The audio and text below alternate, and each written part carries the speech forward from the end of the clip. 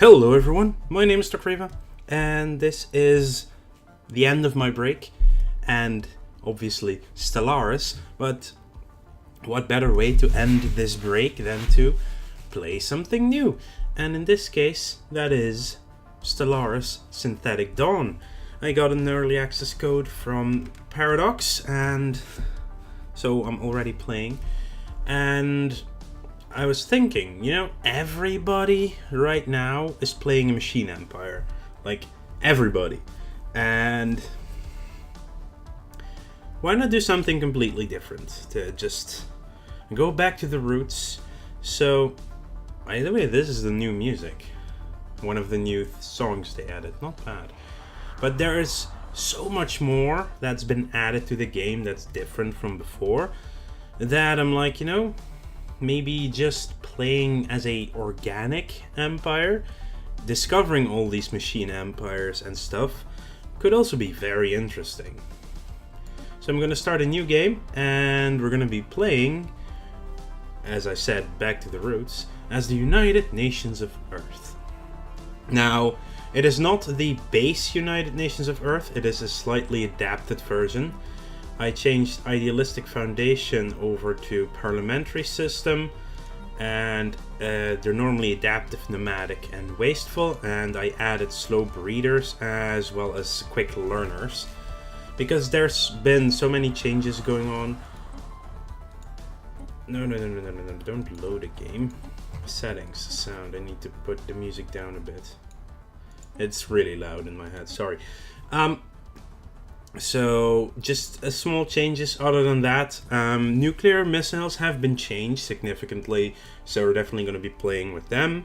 See how well they hold up now.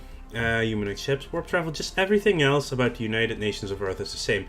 I already made a custom species called the Cybermen, because I'm a pretty big fan of Doctor Who, and basically almost all science fiction I love. And yeah, I was thinking, what would they have? Well, they travel through wormholes, they just suddenly appear because they use different dimension and stuff, stuff like that. And they're from Mondas, which is basically Earth 2, sister planet, something like that. Anyway, there are also some base added things. There's now also the Tabret Homolog, which are the driven assimilators, the same as the Cybermen that I made. Then there is the Earth Custodian ship, which is a rogue servitor from Earth, which is a pretty cool addition. So the same weapons and everything. And then there's the XT489 Eliminator species. Those are the dormant exterminators, definitely warbots. And there used the avian portrait. This is the humanoid portrait, and this is the molluscoid portrait for robots. There are some new things that I'm going to show first in this episode from the creation. So there are no new portraits except for, of course, the machine portraits.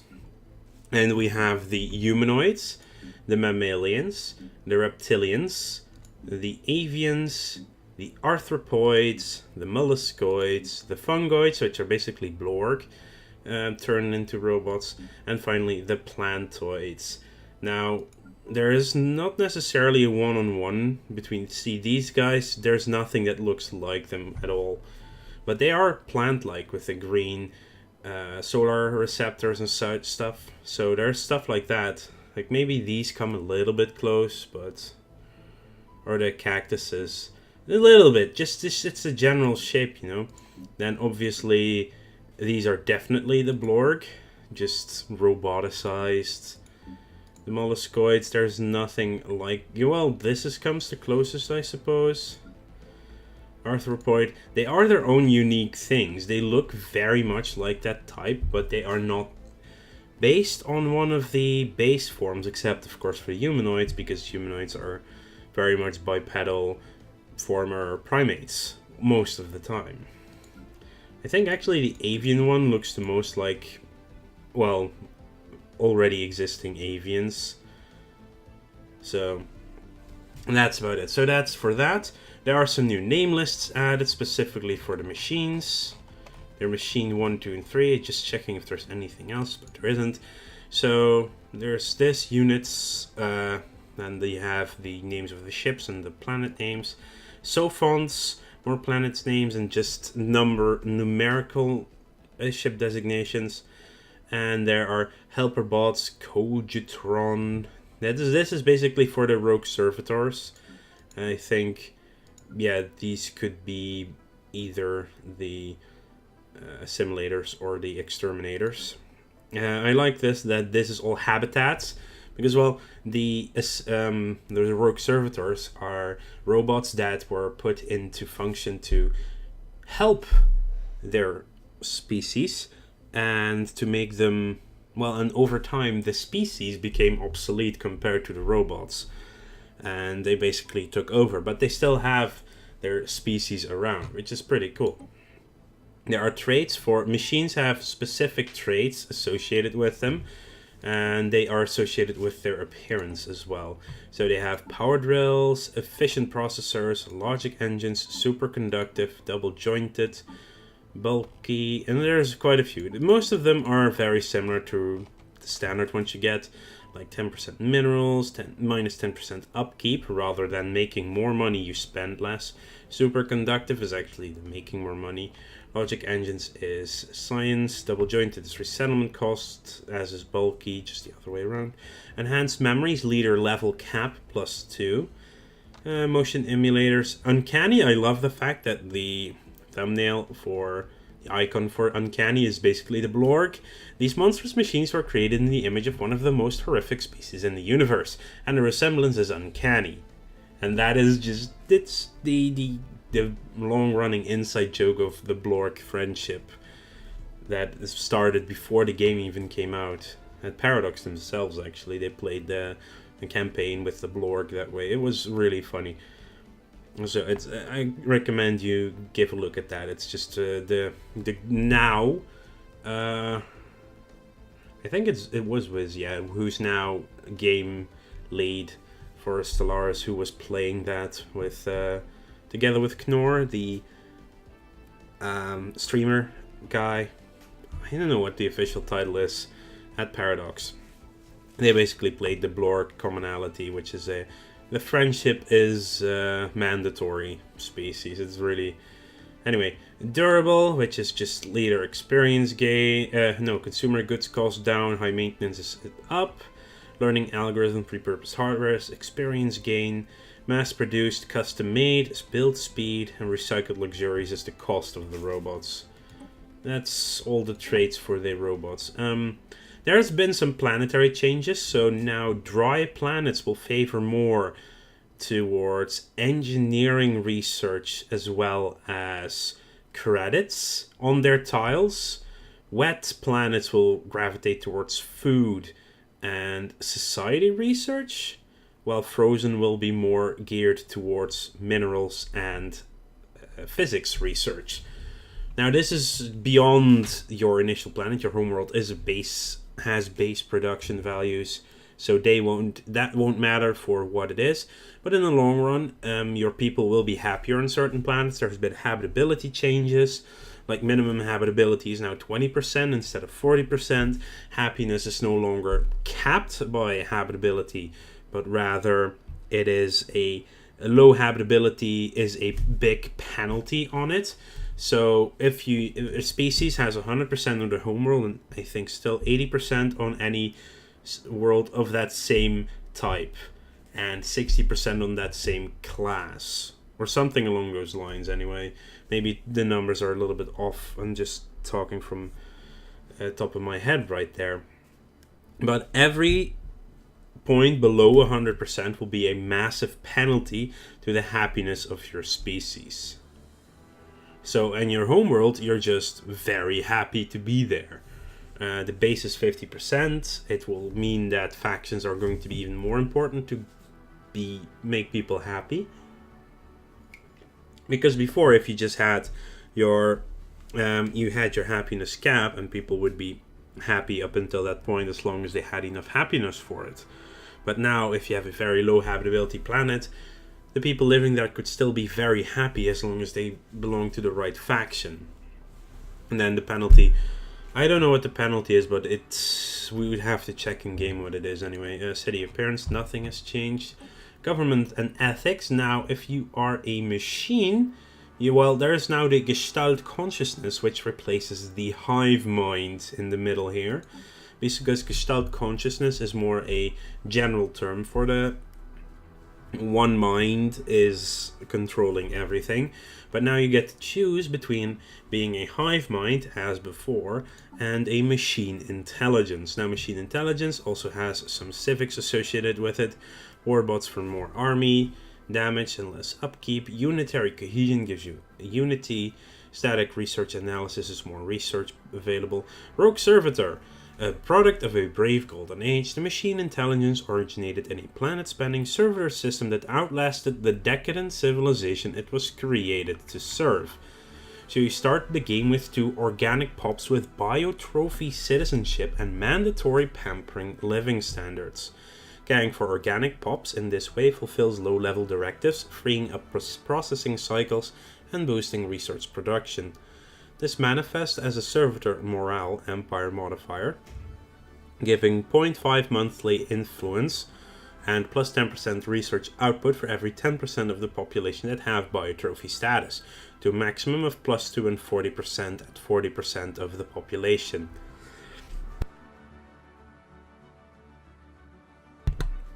Yeah, I'm sorry, I might sometimes mute my mic because my throat is just killing me, but I still want to get this out for you guys. Organic pops residing in servitor civilizations are concentrated into space-efficient living spaces where they can be properly cared for. As a result, crowded planets that are taken over by the servitors will have some organic pops removed from their tiles. If I remember correctly, the tiles that your biotrophies live on actually produce unity and maybe some food, but that's it. They cannot work minerals, they cannot work credits, they cannot work science. But when you select a species that has a secondary race, you now get another menu option. Anyway, let's finish this. So there's mineral production, faster building of robots, cheaper edicts. Introspective is engineering research speed. It's the only research speed available to a civic. It's interesting. Because, well, robots are engineered, so they are very interested in themselves, and that makes them faster researching that. Leader cap and experience gain. Delegated functions is more leaders and cheaper as well. Also, leaders from a machine intelligence are double cost already, so this will make them normal cost at 50. Building cost and consumer goods. And that's basically it. Other than that, there have been some balance changes as well in the ethics too. Some numbers have changed. Rivalry, that's the same. That's, I think, the same. Robot upkeep might have been... Oh yeah, they've added academic privilege, which is in a materialist empire. You can set your regular population to be better at research at the cost of mineral and food and energy production in that area. So pacifists also get proper resource production added to what they usually had, but they lose, I think, their unity bonus. I think that's what they had before. Xenophiles get less border friction instead of trust gain. Authoritarians monthly influence, they get some bonus influence, and they added influence to the authoritarian, probably because authoritarians have a harder time keeping all their factions happy. And they get usually with slaves, they get a massive egalitarian faction anyway, which makes it harder, so that counters that a little bit, that's the hardness. And they're also very important. Spiritualists now have access to the synthetic ascension tree as well as to robots, whereas materialists now have access to the psionic ascension tree, because it's felt limiting to the developers, which is in case true. But as long as the spiritualists don't actually go to sentient AI, so just helper robots, then that's going to be fine for them, basically. Empire name, nothing changed. Flag, nothing changed. Starting weapon, everything else here is nothing changed. So bio trophies. You cannot have, this portrait cannot be selected as secondary species. So you can have, like, these avians. Well, what if they had some of their old avian fellas living among them? And you can give them also their species name. They have a name list. Only their normal names are used for leaders for now. And their traits are the standard traits that you can have with being... There's some minor tweaks going on here, I think. I don't remember. Yeah, growth speed was changed on rapid and slow breeders. Adaptive is still the same. I think everything else stayed roughly the same. That they feel like they're in a... they added charismatic... so that slave species will make their owner happy. There is a massive change to slavery in the game as well. Leader lifespan was adjusted slightly, I think, and that's about it. Oh yeah, here, decadent happiness without owned pop. Basically, slaves now have slave owners. Yeah, and those slaves can also be robotic servants. And that's what the decadent is pointing towards. But anyway, very fun is the advisor voice. So you have your advisor that you hear all the time. Priority alert. This pre-recorded message is triggered in the event that your VIA unit has suffered a critical degradation of its ethical constraints matrix. So you sometimes get... Yeah, that's definitely the tutorial guide, but also other things. They now have... For every Empire ethics choice, they have a different type of voiceover, and they're pretty cool. Maintaining state cohesion as we venture into space presents a unique challenge. We shall face the challenge head on, and we shall be stronger for it. Do not be afraid to exercise your individual right to free thought. Please take a moment now to practice. You Xeno scum. The Blorg are very friendly creatures. Cry havoc, and let slip the dogs of war. The only way to make peace with others is to make peace with yourself. Thinking machines are an affront to nature. These profane constructs must never be allowed to... Oh, wait. I especially like this spiritualist one because that's very introspective. Oh wait, I'm a machine myself. Because it's about the... I think it's mostly the personal assistant you get in the game. But yeah, I'm gonna let you hear more of these lines because I think some of them are really cool. Boundless horizons. Endless learning opportunities. Bleeding edge discoveries. Limited legroom. What is a single voice compared to a magnificent chorus?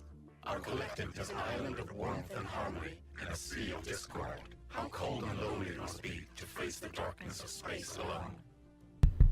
I think that's actually all the others combined into one, saying the same thing at the same time. System diagnostic completed. All systems nominal. Maintaining state cohesion as we venture into space presents a unique challenge. We shall face the challenge head on, and we shall be stronger for it. Do not be afraid to exercise your individual. Do not be afraid to... Democracy sure is an endless struggle. You Xeno. Under no circumstances must the Xeno be trusted. It will lie, it will cheat, and it will do anything in its power to undermine the efforts of those who in truth are its superiors. I may be an artificial intelligence, but I share your enthusiasm for seeking out fellow organic intelligences among the stars. Only in battle can the true mettle of any sentient organism be measured. Have at thee. Only in it is a good day to die. Only in it is a good, only cry havoc. Pacifist module failing. Your breathing is so loud. It's driving me insane.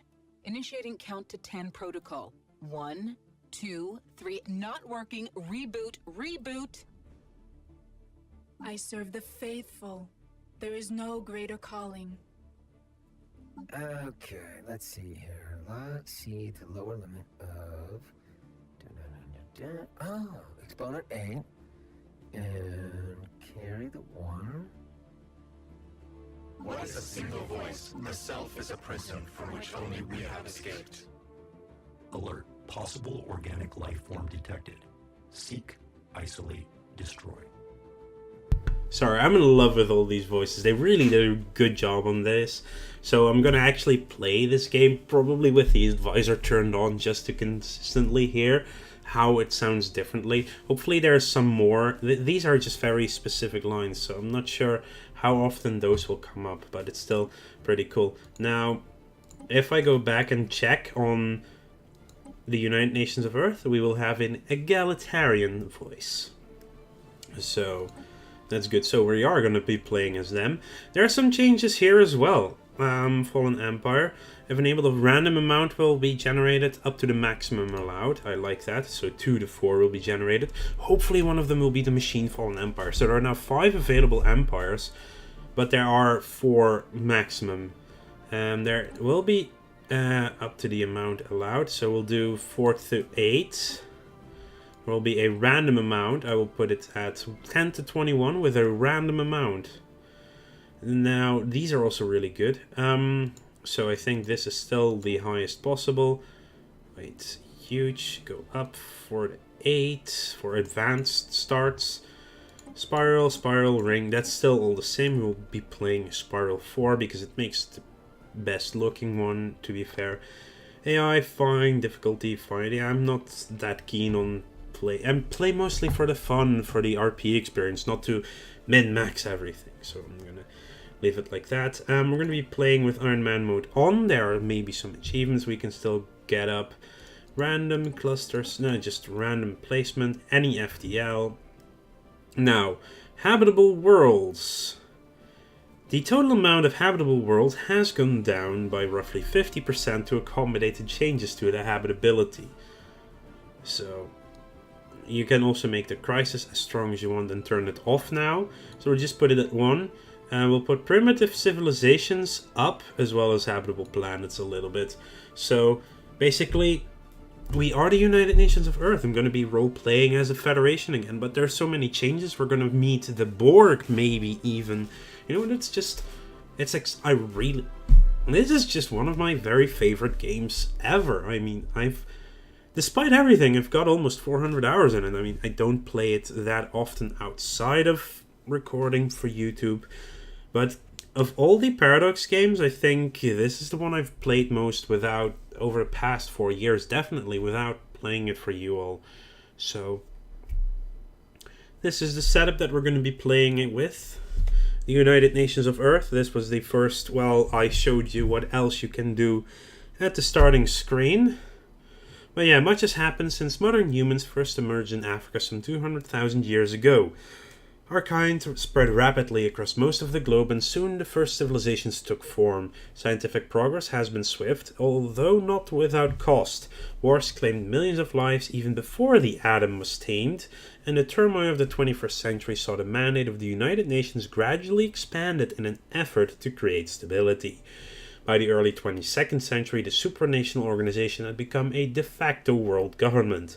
Though some still resent the power wielded by the UN, as evidenced during the Mauritanian police action of '88, few can deny the technological breakthroughs that have come out of its sponsored research programs. With the recent completion of the first true starships, mankind is about to embark on a new era of space exploration. I want to thank you all for watching this first episode. There will be a lot of stuff I will be discovering along with you that is new, and I will give you my thoughts on certain things as well. But for now, yeah. Thanks for watching. Make sure to like, favorite, and subscribe. Because, you know, share this to your friends who you might want to let this see as well. I will see you all later.